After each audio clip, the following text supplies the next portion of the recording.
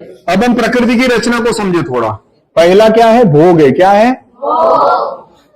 ये पहला है। भोग का मतलब क्या है? पोषण।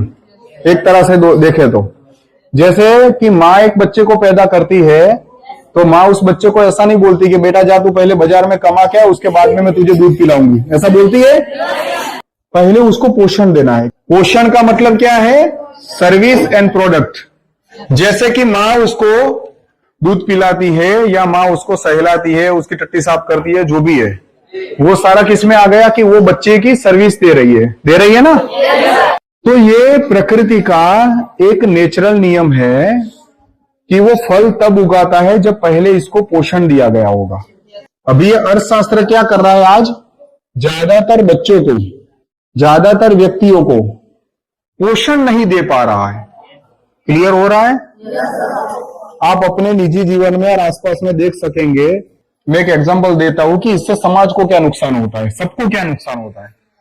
जैसे मानो किसान के घर पे एक डॉक्टर के लेवल का बच्चा पैदा हो गया, जिसकी बुद्धि प्रतिभा बहुत है, वो डॉक्टर बन सकता है, वैज्ञानिक बन सकता है। अब सिस्टम क्या बोलता है? अभी का सिस्टम अर्थशास्त्र क्या बोलता है कि भाई देखो, तुम्हारे बच्चे को किसान तुम पढ़ाओ, अगर वो डॉक्टर हो गया, बाय चांस वो डॉक्टर हो गया, तो हम पैसा देंगे, उसकी सर्विस लेंगे, लेकिन कब? After completion of degree. जब वो सिस्टम में आ जाता है, अपनी प्रैक्टिस कर लेता है, तब हम पैसा भी देंगे और उससे सर्विस लेंगे। लेकिन अभी हम कुछ नहीं देंगे, कुछ नहीं कर सकते। ठीक है ना?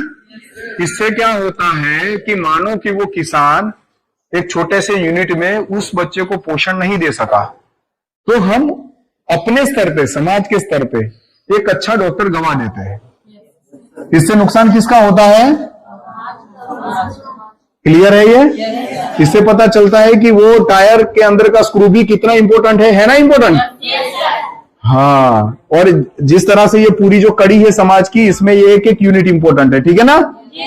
तो ये सारा जो मामला है, इसमें ये भोग है, ये प्रथम है जो इस सिस्टम में चूक चुका है। ये चूक गया है, इस वजह से ज्यादातर लोग पोषित नहीं हो पाते हैं, इसलिए वो अच्छी क्वालिटी के सर्विसेज और प्रोडक्ट देने के लिए सक्षम नहीं हो पाते हैं। ये सक्षमता नए अर्थशास्त्र में आएगी। ठीक है ना? आपके अंदर आप चेक करो, आप में से कई सारी मतलब यहाँ पे महिला ज्यादा है, तो आप में से कई सारे लोगों को ये इच्छा नेचुरली होती होगी कि मैं खाना पकाना सीख लूं, या आपको कोई बोलेगा नहीं कि आप ये सीख लो, आपको अंदर से इच्छा होगी कि मेरे मौसी ना लड्डू, मोतीचूर के लड्डू अच्छे बनाते हैं, मुझे वो सीखना है। अगर हम जेंट्स की बात करें तो जेंट्स में नेचुरली ऐसा होगा कि उनको भी कोई खेल सीखने की इच्छा होगी कि भाई मैं ये खेल सीख लूं, या उनको भी कोई काम करने की इच्छा होगी कि मैं ये काम सीख लूं। ये जो भी इच्छाएं होती है ना, ये हम नेचर है। क्या है? ये हमारी प्रकृति है। व्यवस्था और ज्ञान, ये दोनों का पूरा एंजॉय करेगा व्यक्ति, वो परिपक्व हो जाएगा, वो कर्म अपने आप देगा। कर्म जबकि वो बेस्ट क्वालिटी का कर्म देगा, तो सिस्टम को भी कैसा कर्म मिलेगा? बेस्ट क्वालिटी का, है ना? अभी आप देखते हो, अपने घर पे किसी व्यक्ति को बुलाते हो, उससे आप काम करवाते हो, भैया ये काम कर ले जरा। अब उसने यहाँ पे ये लगाना था, इसकी जगह दूसरी जगह पे लगा दिया, झगड़ा होता है ना वहां पे। हम क्या समझते हैं? उसमें उस व्यक्ति की गलती है। क्या समझते हैं? जबकि किसकी गलती है? सिस्टम की गलती है। किसकी है? हमारे पास वैसा सिस्टम नहीं है कि हम उस प्रकार के परिपक्व और क्षमतावान लोगों को तैयार कर सके।